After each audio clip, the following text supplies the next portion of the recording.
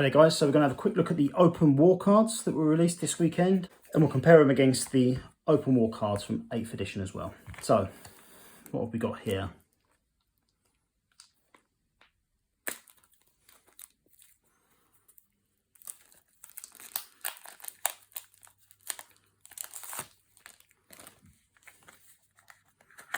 Right.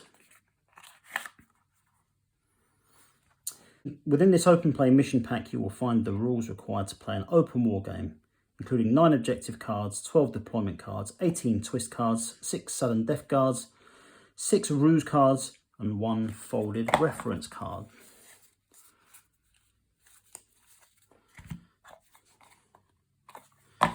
Okay, so here's the reference card. Open War. Open War is a mission generator that uses decks of cards to determine your game of Warhammer 40,000. The objective and sudden death decks tell you what you must do in order to win the battle. The deployment deck shows you where to deploy your models, and the twist and rule decks apply special rules to your battle. To generate an open war mission, follow the instructions below. Each player musters an army from the miniatures in their collection. They can either discuss amongst themselves which models will work best, or they can use power ratings or points values as guidance. The battlefield. Create a battlefield if both players have smaller armies, equal or less than 50 power level or 1,000 points. The minimum recommended battlefield size is 44 by 30 inches. Blah, blah, blah, and tells you all the different stuff about setup terrain. And then goes on about the open war cards. Separate the open war cards into the following 5 decks: objective, deployment, twist, ruse, sudden death. So let's actually have a look at these cards. Split them up.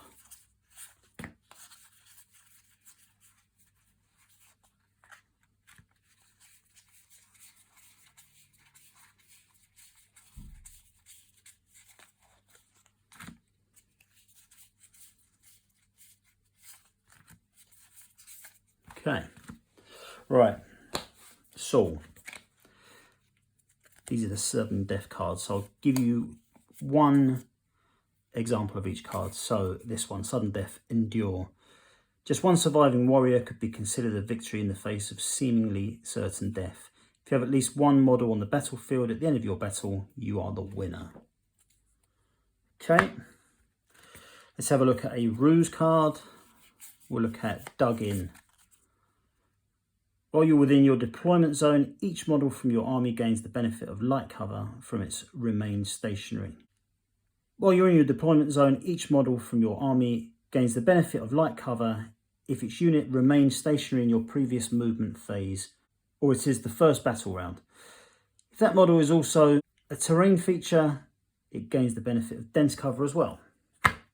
Next one we'll look at is deployment. So the deployment cards are, as you'd expect. You've seen these sort of things before. Centre of battlefield, 12 inches either side. So yeah, that's that. Then we'll look at twist cards. Loads of twist cards. So we'll look at one of these randomly. System interference. Stellar flares, malicious scrap code, and electromagnetic energy restrict communications. The range of all aura abilities is reduced to 2 inches. Okay, and finally, we've got the objectives. Let's have a look at one of these. Take and hold. Whether command posts or communication beacons, holy shrines or munition dumps, these assets must be seized at any cost, for with them comes victory. Players roll off, starting with the winner. Each player alternates placing objective markers until 6 have been set up. Each objective marker must be 6 inches away from the edge of the battlefield and more than 12 inches away from other objective markers. Starting from the second battle round, each player scores 1 victory point for each objective marker they control at the end of their command phase. The player with the most victory points at the end of the battle is the winner. Okay, so that's good. So basically, that is the new one. Now, I actually picked up the open war deck for 8th edition. I only got this about a week ago. But it's, it runs in a similar fashion.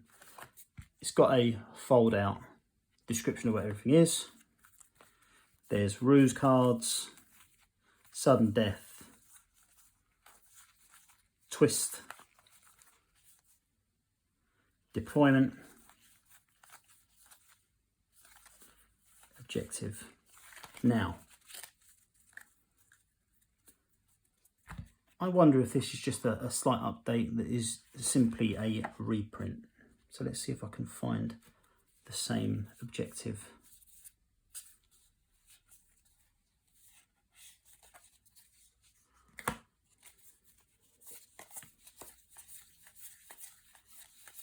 Okay, it's not. So yeah, so objective Field of Glory is not in here.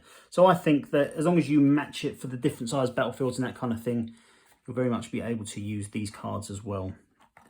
Even in 9th edition. I mean, it's only for open play stuff anyway, so shouldn't make a difference. There you go. That is that card deck. I really like it, to be fair, because if you don't have things like this, you run the risk of, you know, potentially just playing the same games all the time, especially if you've only got 1 or 2 people to play with.